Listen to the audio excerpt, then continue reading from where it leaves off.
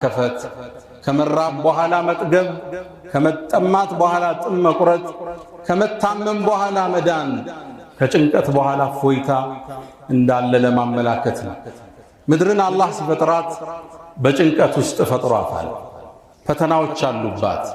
የምቾት ቀጠና አይደለችም። የሰላም ሀገር ዳሩ ሰላም የሚባለው ቀጣዩ ዓለም ነው።